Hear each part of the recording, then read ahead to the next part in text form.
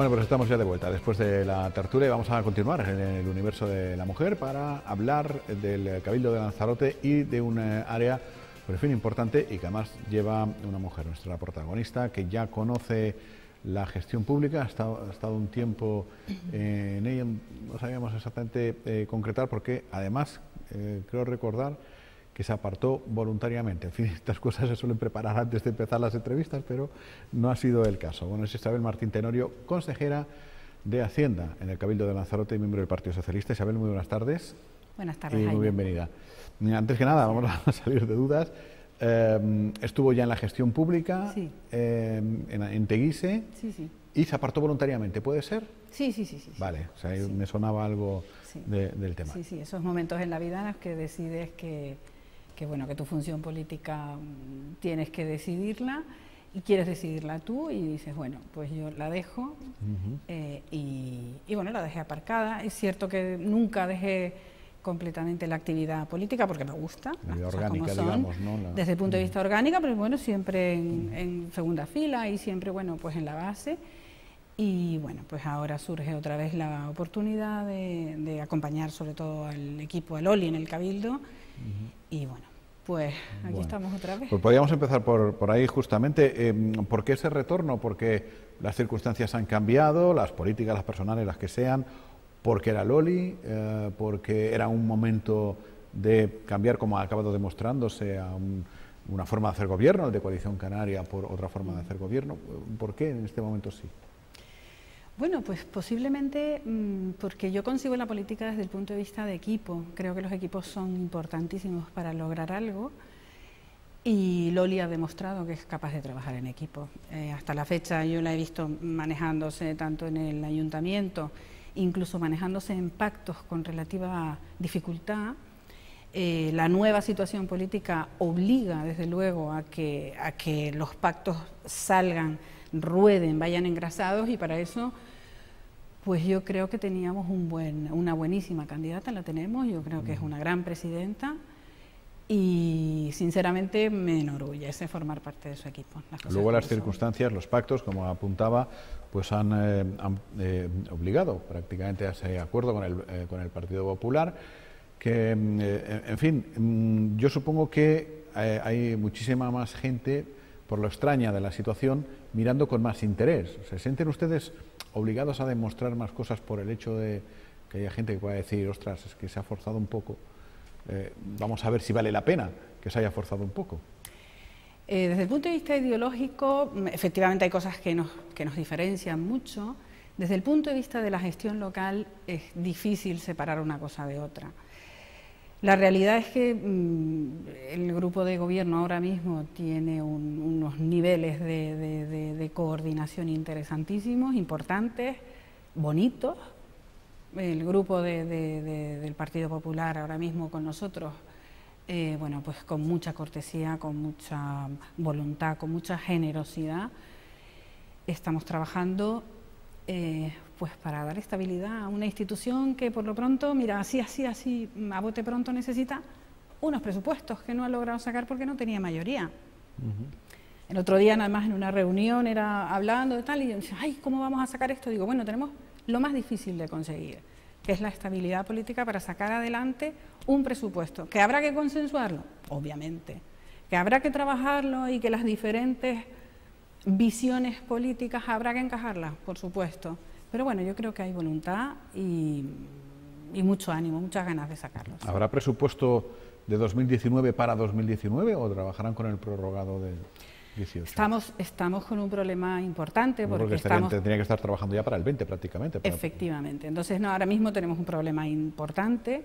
No han salido adelante un montón de subvenciones deportivas, de bienestar social, que son las que realmente luego a uno le preocupan. Estamos preparando un expediente rápido para intentar solventar en la medida de lo posible en el menos espacio de tiempo. Y luego el 19 saldrá, pero bueno, saldrá un presupuesto de pura liquidación, a ver cómo lo solventamos y preparar el 20, vamos, para final de año. Es que en realidad se nos van a ir los meses de verano y prácticamente no vamos a darnos cuenta, prepararemos ya el 20 y liquidaremos el 19, está gastado ya. Ese será cuando se sepa qué presupuesto tienen ustedes, han diseñado para el 2020, ese será, digamos, el final de los 100 días de confianza, que ya nos están dando, porque ya en todos lados, en todas partes, la leña es espectacular en todas direcciones, pero lo que marca, digamos, la personalidad de un gobierno y de un pacto, pues es el presupuesto. Sí. Básicamente, cuando ustedes elaboren el del 2020, ahí se les va a ver las intenciones que tienen, claramente.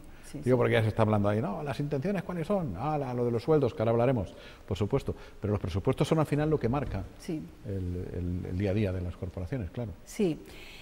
Y bueno, pues es el instrumento, yo siempre sé que cuando todo el mundo dice, ay, Hacienda, ay, los presupuestos, qué rollo y tal, bueno, pues realmente es el instrumento base para poder trabajar. Es importantísimo porque efectivamente las bases políticas de lo que tú quieres hacer se van a plasmar en el dinero, que al final es el vehículo, y en las partidas presupuestarias, que es el vehículo en el que tú vas a poder sacar adelante tu trabajo.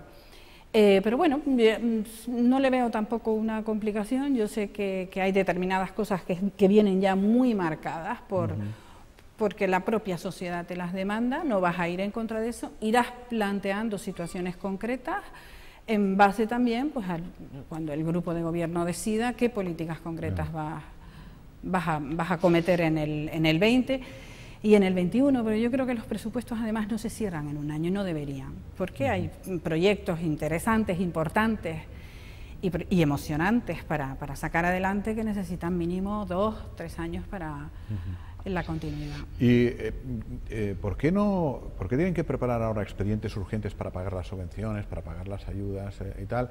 Eso es evidentemente porque no se ha dejado hecho del anterior grupo de gobierno, pero la pregunta es, ¿debía haberlo hecho el anterior grupo de gobierno? Me refiero a que muchas veces, cuando hay elecciones en medio del año, que las elecciones podrían ser en noviembre siempre o en febrero para facilitar más las cosas, pero cuando son en mayo o al final en junio prácticamente, como esta vez, dices tú, si hago cosas como gobierno que soy y no renuevo las elecciones, a lo mejor dejo hipotecado al que viene.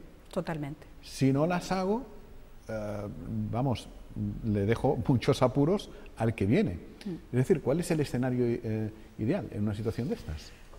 A ver, yo siempre pienso que el año electoral es un año efectivamente excepcional porque se producen una serie de gastos y de acontecimientos que se quiere que se produzcan siempre antes de la fecha electoral, pero no es un motivo para dejar una institución sin un presupuesto aprobado. A ver, básicamente hay una cosa que por encima de todos los políticos debemos procurar y es la estabilidad. Y la estabilidad tiene que venir de la mano de una mayoría. Y esa mayoría es la única que es capaz, una mayoría absoluta es la única que es capaz de aprobar un presupuesto. ¿Qué pasa?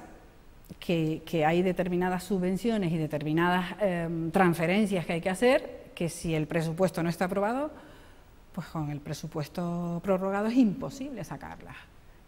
Ahora mismo hay una urgencia porque pasan los meses y hay un montón de monitores, árbitros, escuelas deportivas, ya no te digo la cantidad de trabajadores de organizaciones que colaboran con la administración en bienestar social, que hace un montón de meses que no ven un duro. Y a esa gente hay que darles una respuesta urgente. Y eso es lo que estamos ahora mismo. Ahora mismo, lo urgente se está comiendo lo importante, ¿vale? Pero bueno, hay que hacerlo, es el momento de hacerlo. Yo espero que después yo me imagino que en el mes de agosto aprobaremos el tema y un poco antes de que finalice el verano lograremos solventar en la medida de lo posible esta carencia. Se ha encontrado una administración desde el punto de vista de la infraestructura muy distinta a la que conoció. En fin, antes la gente iba en carretillas ahí a pagar los impuestos, ahora no ves un billete de 5 euros nunca, ¿no? Está todo informatizado, que no sé cuánto, la plataforma electrónica, el e-factura, el no sé qué. Eso me imagino que va a dar muchas más garantías, o está dando muchas más garantías para que aquellos que no se fíen de los políticos y que en Lanzarote han hecho bien durante un tiempo porque nos han pasado cosas muy gordas, pues tengan mayor tranquilidad, ¿no? Porque todo vaya informatizado, pero yo no sé si como hemos ido aquí, cómo ha cambiado todo esto tan rápido, estamos muy acostumbrados, el ciudadano, a todo esto. Yo te voy a comentar una cosa, Jaime. Como yo vengo de un ayuntamiento, claro, el Cabildo, se lo comentaba además a algunas de las personas que trabajan de cerca conmigo, para mí que el Cabildo es una institución un poco alejada. O sea, como ciudadano, tú entras en ese edificio... Y es difícil ver un vecino, ¿no? Sí, es como un poco intimidante, ¿no? Yo, en la medida de lo posible, me gustaría romper esa situación, porque al final el Cabildo es la institución en la que todos los conejeros siempre nos hemos sentido orgullosos. Es la institución a la que siempre, como isla además menor, como isla pequeña, como isla no capitalina, siempre hemos recurrido para cuando pues, las administraciones superiores no nos hacían caso o no cubrían las necesidades. Entonces, de alguna manera, yo lo que sí que estoy viendo es esa lejanía que yo espero que nosotros logremos, en la medida de lo posible, acercar al ciudadano. O sea, en la medida de lo posible, humanizar esa relación con el ciudadano y con el administrado, porque al final, y con nuestra gente, que es al final la que nos coloca, ¿no? Es complicado, ¿no? Porque también el tema, los tiempos que vivimos y las exigencias en seguridad, pues también, porque ya pasa el Cabildo y efectivamente ya parece que no sea tuyo, ¿no? Pues llegas ya, segurita, que hace tu trabajo como tiene que hacerlo, lógicamente. Sí. Pues ya te pide todos los datos, pasas por el arco de seguridad y te pone una chapita de visitante. Sí. Cuando eres visitante, es que eres visitante, o sea, no llegas a un sitio tuyo, llegas a un sitio de otro, de visita, ¿no? Pero claro, todas estas cosas, yo no sé hasta qué punto es un poco imposiciones de los que han estado hasta ahora, o te obliga también, pues ya todo tema de seguridad, somos una isla muy grande, estamos en nivel 4, permanente, pero claro, dices tú, parapetas al del Cabildo y no al del ayuntamiento, porque en un ayuntamiento pues entra para adentro. Exacto. Bueno, pero yo creo que forma parte también de nuestro trabajo. Como político forma parte, porque al final nosotros estamos representando al ciudadano y representando a la gente que quiere que tú estés ahí gestionando su dinero, sus impuestos y gestionando sus servicios, ¿no? Pero lo que sí está claro es que nuestra obligación es acercarnos. Y en la medida de lo posible, yo, por la parte que me toca, que yo sé que la parte mía es la parte más fría, es una parte en la que la intervención política es relativa porque los mecanismos de pago están muy organizados, son procedimientos muy reglados. Muy automatizados. Pues en la parte que me toca, bueno, pues intentaré en la medida de lo posible acercar y explicar y contar, porque además en todo este tipo de cosas lo que hay que hacer es contar. Cuando tú explicas, cuando tú cuentas a la gente qué es lo que haces, ¿por qué tomas una medida que a lo mejor puede ser impopular, ¿no? Pero ¿por qué la tomas? ¿Por qué has decidido esa medida que puede ser poco popular o que puede ser negativa para alguien? Detrás de eso hay un fundamento, detrás de eso hay la intención de cumplir con la ley. Sí, yo siempre digo eso, que las cosas, si se explican, se puede entender o no. Sí. Pero si no se explican, dejas a la imaginación. Y que luego las explicaciones, tienen que ser cortas. Porque ya si son muy largas, también mal asunto. Sí. Bueno, pues explíquenos, porque claro, lo primero de los sueldos.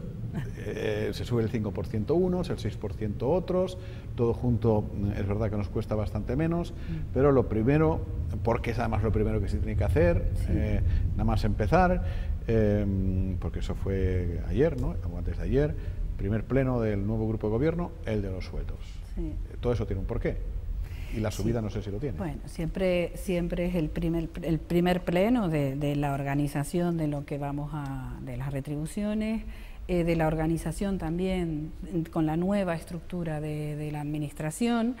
Se hace un análisis global de todo y se dice, bueno, pues efectivamente el Cabildo ha cambiado, el número de los grupos políticos se ha reducido tremendamente. Estábamos hablando de que antes había pues seis grupos políticos, ahora han quedado reducidos a 4, antes en la oposición había muchísimo más grupos, todos ellos con sus secretarios de grupo, y bueno, pues simplemente se hizo un cómputo y se dijo, venga, se hizo también una comparación cómo estábamos con respecto a otras administraciones, porque es cierto que en el Cabildo en su momento, me parece que fue con la ley de racionalización del gasto, se produjo una bajada y después se produjo otra además que ya vino del Estado y esa bajada no se había recuperado completamente. Se hizo también un análisis de cómo estaban en otros cabildos, en las islas y además el nivel de responsabilidad que asumimos los que estamos dentro de esto. A eso me añado, es voluntario obviamente, pero también los que dejamos nuestro trabajo para entrar aquí, tienes también que decir, bueno... que tiene que haber una motivación, un incentivo. O sea, efectivamente, y ya no tanto es el sueldo, sino la dedicación, el nivel de responsabilidad. Y la responsabilidad, porque no es lo mismo decir, oye, a mí me están pagando una pasta, o sea, yo no me puedo quedar en casa. No, pero es que además de no poderme quedar en casa, yo daré y doy, porque ya lo estoy dando, todas las horas del día y más. O sea, de cantidad de documentos y la dedicación y la cantidad de tiempo y lee expedientes y organiza, ¿que se puede hacer sin cobrar? Sí. Pero empobreceríamos, yo creo que nuestras administraciones, empobreceríamos nuestros grupos de gobierno. Yo creo que es una medida que hay que darle la importancia que tiene realmente para nosotros. Y yo creo que para el ciudadano, en líneas generales, lo importante es qué es lo que vamos a sacar adelante, cuál es el resultado final al que podemos llegar, y yo con eso me sentiría muy, muy satisfecha. Sí, porque a veces hay políticos que todo es muy relativo, ¿no? Que cobran, digamos, poco dinero y no hacen absolutamente nada, con lo cual ese dinero lo estamos tirando.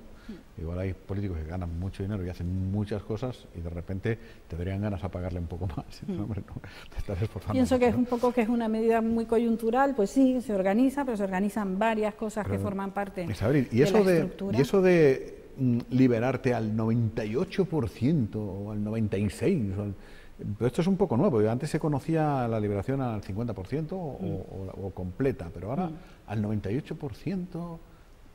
Eso no es hilar muy fino para que esa persona pueda... Es una situación absolutamente personal. Yo, en la dedicación, cuando eres un profesional, la dedicación 100% a la administración o 100% en el cargo público, te obliga a ni siquiera firmar ni un triste documento de tu actividad privada. Hay situaciones que son imposibles. A ver, sí, y vamos a poner el ejemplo de un abogado que tenga procedimientos judiciales en camino. O sea, esa persona ya no se va a poder personar en ningún sitio, pues dedicará un altísimo porcentaje, pues no sé si un 90 o un 95% de su tiempo a la actividad pública, pero los procedimientos que tienen los juzgados tendrá que responder por ellos. No puede dejar tirado a los clientes, ¿no? Claro. Efectivamente tendrá que responder por ellos. Las personas que trabajan, pues no sé, haciendo actividades de naturaleza, hay algún consejero de naturaleza científica, significa que ya sus procedimientos los va a parar precisamente por eso. Yo pienso que el tema va por ahí, no tiene más importancia, ¿no? Bueno, pues nada, vamos conociendo cosas del nuevo Cabildo y por cierto, aunque no es cargo orgánico no tiene, ¿no? Un cargo así... Bueno, sí, soy miembro del... ¿Vicesecretaria o una cosa así? No, soy miembro de la Ejecutiva Regional. Miembro normal. De la Ejecutiva Regional del Partido Socialista, sí. Pues entonces sí, claro, se lo tengo que hacer la pregunta, ¿por qué no hay conejeros en el gobierno de Canarias? Bueno, esta tarde se sabrá que hay rueda de prensa, pero en fin, todas las quinielas ya se dice que en primera línea, en consejeros o consejeras, no va a haber. En fin, más allá de que habrá muchísima gente, yo me incluyo. Bueno, para mí la territorialidad obviamente no es una situación importante a la hora de elegir. Realmente, sinceramente, un consejero, bueno, pues es un cargo político con mucha visibilidad, pero anda que directores generales y viceconsejeros tienen importancia y tienen capacidad y tienen poder y tienen representatividad y tienen, no sé, y pienso que ahí es donde ya nosotros podremos tener más representación. No siempre toca estar en primera fila, yo creo que y además no es lo más importante tampoco, no es lo más importante. Yo, conociendo a Ángel Víctor, que le conozco ya, son 2 años y pico en la Ejecutiva con él, es un hombre de equipo. Eso es de las cosas que a uno personalmente le llama la atención cuando entra a formar parte de un proyecto, porque lo ves abriéndose, alimentándose de la incorporación de compañeros y de gente que quiere aportar de forma voluntaria, y yo creo que esa es la parte, yo me quedo con esa, que es la parte más importante. Bueno, pues esperaremos esta tarde al que se den a conocer y luego a partir de ahí ya los cargos de segundo nivel, viceconsejeros. El otro día en el Parlamento hablé con una mujer que fue viceconsejera y que suena para volver a serlo, de Lanzarote, y apuntaba lo que está diciendo, que sí, consejero o consejera, viste mucho, eres el consejero o consejera, pero que la mayor parte del tiempo la pierdes entre comillas, en el Parlamento de Canarias, compareciendo, dando explicaciones y haciendo cosas protocolarias, que al que le guste, fenomenal, pero que luego hay gente que le gusta más, que del viceconsejero para abajo son los que están a pie de calle, están en los problemas, están aquí, están allá. Y luego yo creo que tienen también un perfil técnico, con lo cual nosotros tenemos compañeros pues dentro del mundo de la educación, dentro del mundo de la sanidad, dentro del mundo de la administración pública en líneas generales, personas que desde el punto de vista técnico tendrán y tienen que aportar, ¿no? Sí, sí. Y yo pienso que ahí es donde... No, ahora ustedes, vamos, o sea, con gobiernos en Madrid, en Canarias, en Lanzarote... O sea, sí, el vuelco ha sido... en fin, fue muy bonito el otro día en el Parlamento. Comentaba el otro día también con un amigo, estos días pasas por delante de la sede del PSOE, simplemente pasar por delante y ya sales con un cargo público, de la cantidad de gente que van a necesitar. Ustedes ahora, ¿no? Sí. Nos tienen que nombrar directores de educación, de sanidad, en fin, absolutamente todo. Y todos los cargos intermedios que conllevan, porque en todos los hospitales siempre está pues las figuras por un lado del director insular, pero luego todas las gerencias y todo ese tipo de cosas. Bueno, ya se irán solventando. Ya los iremos conociendo. Pero Isabel, muchísimas gracias por haber venido y hablar. Pero que a veces cuando dices, no, vamos a hablar con la consejera de Hacienda, dices, qué aburrido, ¿eh? Bueno, pues ya ven que no, desde luego. Muchas gracias. Venga, muchas gracias a ti, Jaime. Hasta otro rato. Lo dejamos aquí, mañana regresamos, mañana volvemos con más cosas y contarles ya sí, porque la rueda de prensa oficial será esta tarde, quiénes serán las personas, hombres y mujeres, que conformarán el nuevo gobierno de Canarias. Hasta mañana.